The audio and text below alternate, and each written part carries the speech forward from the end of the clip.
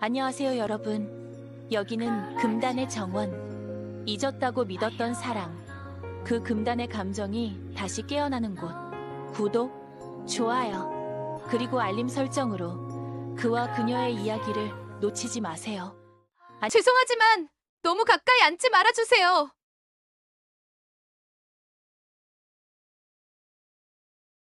그만하세요. 지금 멈추세요. 호출벨 누릅니다. 서울의 밤은 유난히 말이 많았다. 네온이 비에 젖어번지는 거리에서 사람들 목소리는 낮아졌지만 전광판은 더 환해져 눈을 시렸다. 나는 다투고 나온 집의 문을 닫으며 고개를 잠깐 숙였다. 현관등 아래 거울 속 내 표정은 낯설었다. 화를 내던 얼굴이 어느 틈엔가 피곤으로 처져 있었고 울컥했던 말들은 문틈에서 흩어졌다. 휴대폰 화면을 켠 손가락은 주저하지 않았다. 부산행 야간 열차. 고향으로 이어지는 선로가 이 밤에만큼은 피난길처럼 느껴졌다. 예매 완료 메시지가 떴고 배터리 잔량은 47%. 충전기를 가방에 넣는 동안 내 안의 무게는 조용히 아래로 쏠렸다. 서울역의 돔 천장은 늦은 시간에도 나처럼 밝았다. 출발 안내 전광판이 한번 깜박일 때마다 사람들의 발걸음은 방향을 바꿨고 캐리어 바퀴는 바닥의 얇은 홈을 따라 가느다랗게 노래했다. 플랫폼으로 내려가니 열차 옆면이 스테인리스처럼 차갑게 빛났다. 나는 7호차 문 앞에서 숨을 고르고 문이 열리자마자 내 자리를 확인했다. 7시 복도 쪽. 비어있는 창가 7비에는 곧 누군가가 앉겠지. 가방을 윗칸에 올려두고 자리에 앉자 천장 조명이 한 칸씩 낮아졌다. 야간 모드로 전환된 열차는 도시의 소리를 뒤로 밀어놓고 레일의 낮은 진동만 객실 깊숙이 들여보냈다. 그 낮은 진동이 심장의 리듬과 겹치자 마음은 잠시 제 속도를 잃었다. 결혼 생활은 오래된 카펫 같았다. 밟으면 먼지가 올라오는 것이 아니라 밟아도 아무 느낌이 없는 종류의 카펫. 다투었던 말의 내용은 중요하지 않았다. 중요한 것은 말의 끝에 더 이상 우리라는 주어가 붙지 않는다는 사실이었다. 너는과 나는 이 서로에게 등을 보이고 서 있었다. 나는 그 사이에서 한 발 뒤로 물러났다가 도망치듯 역으로 나왔다. 기차의 규칙적인 소음을 듣다 보면 마음의 울컥임이 차분해질 거라고 믿었다. 열차가 출발하자 창밖에 불빛이 한 줄 선처럼 흘러갔다. 그 선은 내가 잃어버린 것들의 목록 같았고 아직 갖고 있는 것들의 잔상 같기도 했다. 차창에 비친 내 얼굴은 가끔 창밖 풍경과 겹쳐졌다. 터널을 지날 때는 검은 유리 속에서 내 눈만 떠 있었다. 터널을 벗어나면 신호등의 빨강이 뺨에 얹히고 또 다른 역의 플랫폼 조명이 이마를 스쳤다. 내가 지나가고 있다는 사실만이 분명했다. 목적지에 닿을 때까지 내가 나를 놓치지 않기만을 바랐다. 의자 등받이를 조금 뒤로 젖히고 담요를 꺼내 무릎 위에 올렸다. 한숨이 길어질 때마다 열차는 조금 더 부드럽게 흔들렸고 그 부드러움이 심장의 각을 둥글게 만들었다. 옆자리에는 아직 사람이 없었다. 그러나 자리를 채우는 기척은 언제나 소리보다 먼저 온다. 등받이를 누르는 공기의 미세한 이동, 가방이 바닥과 살짝 마찰하는 소리, 겨울 외투에 우리 내는 서걱임. 나는 눈을 감고 경계와 쉼 사이에 가느다란 선을 그었다. 오늘 밤 나는 그 선을 지켜야 했다. 누구의 말에도 흔들리지 않는 선. 한 줄이면 충분했다. 조금만 거리를 지켜주세요. 열차가 대전 인근을 지난 뒤였을 것이다. 객실 조도가 한 단계 더 낮아지고 승객 대부분이 머리를 옆으로 기댔다. 그때 복도 쪽에서 한 남자가 내 옆자리를 가볍게 두드리고 앉았다. 50대 중반쯤 단정한 코트에 여행용 백팩. 그는 고개를 끄덕여 인사했고 나는 같은 방식으로 답했다. 모르는 사람의 예의는 언제나 비슷한 높이에서 시작한다. 발밑에는 담요가 묻히지 않도록 조심히 접혀 있었고 의자 사이의 팔걸이는 경계선처럼 정직하게 세워졌다. 나는 눈을 감았다. 목적지는 같을지라도 서로의 밤은 각자 지켜야 한다. 첫 신호는 아주 미세했다. 담요 표면이 호흡하듯 아주 얕게 들썩였고 천 아래에서 미지근한 온도가 실처럼 스며 올라왔다. 직접이 아닌 천 너머의 온기가 살에 닿는 기분이 스치며 심장이 한 박자 흔들렸다.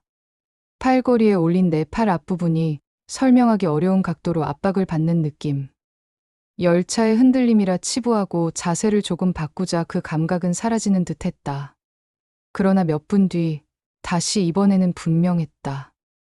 담요 위를 지나가는 손등의 그림자, 천을 미세하게 밀어올리는 움직임. 내 심장은 느리게, 그러나 세게 한번 쿵 내려앉았다. 나는 몸을 일으켜 앉고 팔걸이를 완전히 내 쪽으로 당겼다. 경계는 물건으로도 그을 수 있다. 숨을 정리하는 데는 시간이 필요했다. 창밖은 어둡고 객실은 조용했다. 조용한 것은 안전을 보장하지 않을 때가 있다. 그래서 나는 숨 대신 문장을 준비했다. 그만하세요. 한 음만 눌러도 곡의 방향이 바뀌듯 그 한 줄로 공기가 달라졌다. 말하는 순간 목소리가 흔들리지 않도록 혀끝을 정확히 세웠다. 한 줄로 충분했다. 그는 고개를 돌리지 않았다. 그러나 움직임은 멈췄다. 멈춤은 대화의 시작일 수도 끝일 수도 있다. 나는 호출벨의 위치를 손끝으로 더듬어 확인했다. 버튼의 둥근 가장자리가 송금에 닿자 작게 뜨거운 점 하나가 손바닥에 박혔다. 표식은 분명했고 손은 덜 떨렸다. 이 밤의 규칙을 내가 정할 수 있다는 감각이 찾아왔다. 열차는 터널로 들어갔고 객실은 잠시 더 어두워졌다. 어둠은 가끔 양쪽의 얼굴을 보도블록처럼 평평하게 만든다. 평평한 얼굴 사이에서 나는 내 표정을 잃지 않으려 애썼다. 다시 몇 분이 흘렀다. 담요의 모서리가 바람도 없이 아주 조금 들렸다 내렸다. 열차의 리듬은 일정했지만 마음의 리듬은 그렇게 쉬이 일정해지지 않았다. 예감이 나를 앞서갔다. 또 한 번 천이 살짝 들리는 느낌. 이번에는 기다리지 않았다. 호출벨을 눌렀다. 붉은 점등이 작게 켜지고 잠시 뒤 승무원의 발소리가 복도를 가로질렀다. 표정은 묻지 않았고 질문은 짧았다. 무슨 일인지. 나는 간결하게 말했다. 좌석을 바꾸고 싶습니다. 눈빛은 길지 않았고 설명은 과하지 않았다. 승무원은 고개를 끄덕이며 내 표를 확인했다. 빈 좌석 있습니다. 이쪽으로 이동하시죠. 그 한 줄은 나를 자리에서 일으켜 세웠다. 새 좌석은 같은 호차의 반대편 창가였다. 맞은편에는 책을 읽던 중년 여성이 있었다. 그녀는 내가 앉자 책갈피를 끼우고 살짝 미소 지었다. 낯선 친절은 흔히 무심한 침묵으로 건네진다. 열차는 다시 터널을 빠져나왔다. 창밖의 신호등들이 길게 이어지다가 어느 순간 사라졌다. 나는 숨을 길게 내쉬었다. 손등의 긴장이 빠져나가는 데에는 몇 정거장의 시간이 필요했다. 살얼음 같던 조심성이 다시 단단한 얼음판으로 굳어지는 느낌. 규칙을 세우고 실행했다. 그것이면 충분했다. 마음이 스스로를 설득하는 데에는 그 두 단계면 좋겠다. 그는 내 뒤쪽 어딘가에 남아있을 것이다. 그러나 이제 더 이상 중요하지 않았다. 내 세계는 창밖의 어둠과 내 앞의 작은 테이블, 그리고 맞은편의 조용한 독서로 이루어져 있었다. 나는 물병을 한 모금 마시고 눈을 감았다. 다시금 내 안에 소음이 좀 가라앉았다. 열차는 일정한 속도로 남쪽을 향했다. 마음도 따라 내려갔다. 오래된 기억의 물결이 이따금 창문에 비쳤다. 어린 시절 부산역 플랫폼의 소동과 군밤 냄새. 친정집 마루의 낡은 나무 냄새, 어머니가 끓이던 미역국의 짠 향기. 나는 그 냄새들로 스스로를 덮었다. 담요보다 정확한 향들이었다. 1시간쯤 지났을까. 독서등 아래 공기가 천천히 데워지고 식는 사이. 빈트랙에 놓인 바늘처럼 몸 안 깊은 데서 미세한 열이 맴돌았다. 객실은 절반쯤 잠들었다. 독서등들이 저마다의 천사를 내려놓은 듯 낮게 떠 있었다. 맞은편의 여성은 조용히 책을 덮고 눈을 감았다. 나는 목을 살짝 돌려 바깥을 보았다. 멀리 공장 지대의 오렌지 빛이 비에 젖은 도로를 발라놓고 있었다. 어둠이 깊어질수록 내 생각도 깊어졌다. 나는 오늘 어떻게 살아야 하지? 다툼의 말들은 리와인드처럼 짧게 돌아오다가 끊겼다. 그 다음은 아직 녹음되지 않은 빈 트랙처럼 허전했다. 빈 트랙 위에 무엇을 올려야 할까? 불빛들이 간헐적으로 지나가며 그 트랙에 잠깐씩 점을 찍었다. 점과 점이 선이 되는 데에는 용기가 필요했다. 승무원이 따뜻한 물이 담긴 종이컵과 작은 라벤더 티백을 건넸다. 김이 올라와 볼을 스치고 향이 모골대를 타고 천천히 내려갔다. 라벤더는 노랫말 없이 음만 남긴 발라드 같았다. 이동 좌석 서비스라며 괜찮다면 차 한잔 하라고. 나는 고맙다고 작은 목소리로 말하고 라벤더의 향을 맡았다. 향은 트랙 사이로 스며들어 긴장을 풀었다. 향이 하는 일은 복잡한 설명 대신 가능한 선택의 모음을 보여주는 일. 아주 조용히 하나를 짚게 한다. 차를 들이켜며 창밖을 보는데 통로 쪽에서 누군가 살짝 다가왔다가 멈추는 기척이 느껴졌다. 나는 몸을 돌려 맞은편 좌석의 여성에게 시선을 주었다. 그녀가 아주 미세하게 고개를 끄덕였다. 괜찮다는 합의, 그리고 필요하다면 부를 수 있다는 암시. 이 불분명한 밤에도 연대는 정확하게 신호를 보낸다. 열차는 속도를 줄이며 큰 역에 잠시 정차했다. 몇 명이 내리고 몇 명이 탔다. 내 바로 앞 열자리에는 신문 모자를 눌러 쓴 노인이 앉았다. 그는 자리를 정돈하고 작은 캔디를 꺼내 하나 내게 건넸다. 나는 고맙다는 뜻으로 손을 들어 보였다. 사소한 친절이 객실의 온도를 바꿨다. 경계는 유지하면서도 타인의 선의를 받아들이는 법을 몸이 기억해냈다. 마음의 주파수가 조금 올라갔다.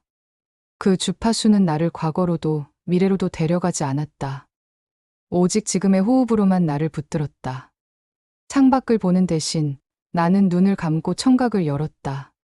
담요 아래에 남은 열이 호흡과 템포를 맞추며 천천히 흩어졌고, 흩어지는 열이 내 마음의 모서리를 둥글게 다듬었다.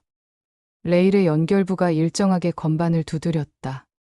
덕분에 내 심장은 피아노의 낮은 옥타브를 따라 천천히 내려갔다. 몸이 자리를 찾기 시작했다. 나는 내게 물었다. 오늘 밤 나는 무엇을 선택하는가? 떠남과 돌아감 사이, 고백과 침묵 사이, 참음과 바꿈 사이. 가느다란 저울대 위에서 눈금을 읽는 일. 그 눈금이 흔들릴 때마다 레일은 나를 가운데로 불러들였다. 정답은 아직 없었다. 그러나 방향은 있었다. 나를 소진시키지 않는 쪽, 타인의 경계를 침범하지 않는 쪽, 내일의 나를 부끄럽게 하지 않는 쪽. 한동안 아무 일도 일어나지 않았다. 사건이 없다는 사실 자체가 선택의 결과라는 걸 나는 이 밤 배우고 있었다. 객실 뒤쪽에서 작은 웃음소리가 한 번 났다가 금세 잦아들었다. 승무원은 한 번 더 순찰을 돌고 조용히 사라졌다. 나는 라벤더 향이 거의 다 사라진 종이컵을 손바닥 사이에 끼운 채 눈을 감았다. 어둠은 더 이상 위협이 아니라 휴식이 되었다. 휴식은 내일을 건너갈 힘을 만든다. 나는 허리를 의자에 바짝 붙이고 담요를 무릎 위에서 가볍게 접었다. 그리고 마음속에서 아주 작은 문 하나를 열었다. 나는 나를 지킨다. 그 문장이 문틀이 되었다. 그 문틀을 지나는 바람 소리만이 내 귀를 간지렸다. 오늘 밤은 말 대신 마음으로. 동트기 전 열차는 부산의 도시 가장자리를 스치고 있었다. 창밖으로 항만의 크레인이 해골처럼 서 있었고 회색빛이 수면 위로 얇게 퍼졌다. 객실 조명은 자동으로 한 칸 밝아졌다.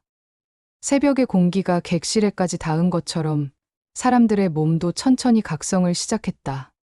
나는 작은 거울로 얼굴을 한번 훑었다. 붓기는 없었다. 대신 눈동자가 또렷했다. 밤에 내린 결정이 내 얼굴 한가운데에 조용히 박혀 있는 것 같았다. 열차가 속도를 줄이고 안내 방송이 나왔다. 잠시 후 부산역에 도착합니다. 플랫폼에 내리자 금속과 바닷물 냄새가 동시에 올라왔다. 숨을 들이마실 때마다 폐 안쪽이 시원해졌다. 나는 캐리어를 끌고 역사를 빠져나왔다. 아침 시장 쪽으로 걸음을 옮기니 어제의 비가 남긴 물자국이 바닥에 얼룩처럼 남아 있었다. 만두 찜통에서 나는 김이 골목의 첫 문장을 써 내려갔다. 시장 입구에서 멈춰 서는데 누군가가 뒤에서 가볍게 말을 건넸다. 혹시 좌석 바꿔드렸던 승무원입니다. 괜찮으세요? 같은 플랫폼으로 이동했던지 퇴근길에 우연히 마주친 모양이었다. 그의 제복은 이제 외투로 가려져 있었고 표정은 근무 중에 단단함에서 한 칸 내려와 있었다. 나는 고개를 끄덕였다. 덕분에요. 말을 아꼈다. 과한 설명은 밤의 결정들을 흐리게 만든다. 그는 커피를 하나 건넸다. 역 앞 자판기 커피였지만 새벽의 금속 냄새 위에 얹히니 의외로 좋은 향이 났다. 우리는 시장 입구 벤치에 앉았다. 말들은 길어지지 않았다. 그는 자신의 고향이 이 근처라고 했다. 새벽 근무를 마치고 나면 가끔 항쪽으로 걸어간다고. 파도의 높이를 보고 그날의 기분을 정한다고. 나는 웃었다. 바다는 늘 사람들의 마음을 견주는 저울이 된다. 그 저울은 누구에게도 편파적이지 않다. 어머니에게 전화를 걸었다. 받자마자 묻지도 않고 와라. 한 줄이었다. 어머니의 말은 늘 정확했다. 정확한 말은 사람을 구한다. 통화를 끊고 일어나려는데 승무원이 잠깐 기다리라고 했다. 어제 힘들었죠. 그래도 잘하셨어요. 그 말은 확인이었다. 내가 밤새 붙들고 있던 문장의 바깥에서 누군가 찍어주는 도장. 나는 천천히 고개를 끄덕였다. 네, 잘했어요. 내게 내가 말했다. 그의 눈빛이 잠깐 웃었다. 우리는 그 정도로 충분하다는 합의를 침묵으로 남겼다. 친정집까지 가는 택시 안에서 나는 창밖을 오래 보았다. 골목의 생선 가게부터 해운대의 먼 수평선까지 도시의 하루가 펼쳐지기 직전에 숨을 쉬고 있었다. 어머니 집의 마루는 여전히 삐걱거리는 소리를 냈다. 문을 열자 어머니는 말없이 내 어깨를 한 번 두드렸다. 그 한 번으로 충분했다. 주방에서 끓고 있던 미역국의 김이 내 얼굴을 감쌌다. 나는 가방을 내려놓고 거실 스탠드를 끄고 창을 조금 열었다. 바람이 커튼을 가볍게 흔들었다. 흔들림은 더 이상 위협이 아니라 잘 자란 나무의 가지처럼 보였다. 그날 오후 역 근처 카페에서 잠시 글을 썼다. 오늘 밤 나는 나를 지켰다. 그리고 누군가의 도움을 받았다. 두 가지 모두를 잊지 말자. 문장을 쓰고 지웠다가 다시 썼다. 손가락이 문장의 온도를 입혔다. 그때 카페 문이 열리고 내가 앉은 모서리 테이블 쪽으로 넓은 어깨가 스쳐 지나갔다. 어젯밤 내 맞은편에 앉아 책을 읽던 여성 그녀였다. 그녀는 나를 보자 눈을 동그랗게 떴다가 금세 웃었다. 우리는 고개를 숙여 인사했다. 그리고 아무 말도 하지 않았다. 연대는 그 정도의 합의로도 오래간다. 우리가 서로의 밤을 지켜주었다는 사실만으로도 충분했다. 커피가 식는 동안 내 마음은 조금 더 단단해졌다. 부산의 저녁은 금방 남쪽 빛으로 물들었다. 어머니와 함께 장을 보고 돌아오는 길에 나는 휴대폰을 켜두었다. 화면 속에는 아직 읽지 않은 메시지 몇 개가 올라와 있었다. 남편에게서도 연락이 와 있었다. 오늘 낮에 전화했는데 못 받았네. 괜찮아? 간단한 문장이었다. 나는 답장을 오래 고르지 않았다. 나중에 이야기하자. 지금은 쉬고 싶어. 이틀 전에 나는 길게 설명하려 했을 것이다. 그러나 오늘의 나는 문장을 단정히 닫았다. 단정함은 사람을 지킨다. 창밖으로 바닷바람이 거실 커튼을 밀었다. 바람이 스탠드 빛을 지나갈 때 방의 결이 잠깐 바뀌었다. 그 잠깐의 변화가 균형을 잡아주었다. 밤이 깊어지기 전에 역 쪽으로 산책을 나갔다. 플랫폼 근처의 가로등 아래 근무를 마친 승무원이 휴식을 취하고 있었다. 우리는 멀리서 눈인사만 했다. 더 알 필요도 더 묻힐 필요도 없었다. 각각의 밤은 각각의 방에서 쉬어야 한다.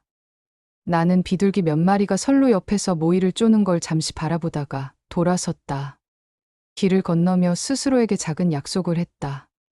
수습할 수 있는 것부터 수습하자. 집으로 돌아가면 먼저 내 방을 정리하고 대화가 가능할 때 대화하자. 불가능하다면 선을 긋자. 내 경계를 지키는 일은 타인을 상처내지 않으면서도 가능한 일이라는 걸 이번 밤 배웠으니까. 어머니 집의 작은 방에서 불을 끄고 누웠다. 귀를 열면 아주 멀리서 기차가 지나가는 소리가 들리는 듯했다. 그 소리는 나를 떠나보내지도 붙들어매지도 않았다. 그저 지나갔다. 지나가는 것들의 온도는 의외로 따뜻하다. 온도는 사람을 사납게 만들지 않는다. 나는 눈을 감았다. 그리고 어젯밤의 내 모습을 떠올렸다. 호출벨을 누르던 손가락, 자리에서 일어나던 무릎, 승무원의 짧고 정확한 말. 그 모든 장면이 내 안에서 작은 훈장처럼 반짝였다. 훈장은 빛나는 데 쓰이는 게 아니라 앞으로 넘어지지 말라고 옷깃을 무겁게 하는 데 쓰인다. 나는 그 무게를 받아들였다. 이틀 뒤 남편에게 전화를 걸 것이다. 말의 높이를 조절하고 서로의 시간을 확인하고 필요한 복구와 불가피한 단절 중 무엇을 선택할지 담담하게 말할 것이다. 그때도 나는 한 줄의 원칙을 잊지 않을 것이다. 누구의 경계도 넘지 않기. 그 원칙은 사랑을 불가능하게 만들지 않는다. 오히려 사랑을 가능하게 만든다. 밤은 긴 복도 같아서 때때로 어떤 문 앞에서는 길게 서 있어야 한다. 그러나 기다림에도 윤리가 있다. 나는 그 윤리를 내일의 마음에 옮겨 심을 것이다. 내일의 나는 오늘의 나보다 조금 더 단단하고 조금 더 다정하길 바란다. 나는 창문을 아주 조금 열었다. 바람이 들어왔다 나갔다. 이 집의 공기와 내 안의 공기가 새로 섞였다.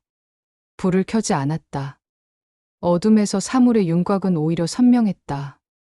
세상은 여전히 복잡하고 사람들은 여전히 서로에게 어렵지만 그 복잡함 속에서 내가 지켜야 할 건 몇 줄로 요약된다. 멈출 수 있어야 한다. 말할 수 있어야 한다. 요청할 수 있어야 한다. 그리고 고맙다고 말할 수 있어야 한다. 그 네 줄이 이 밤의 약속이 되었다. 나는 그 약속을 내 이불 속으로 끌어당겼다. 따뜻했다. 아침이 오면 나는 나를 지킬게요.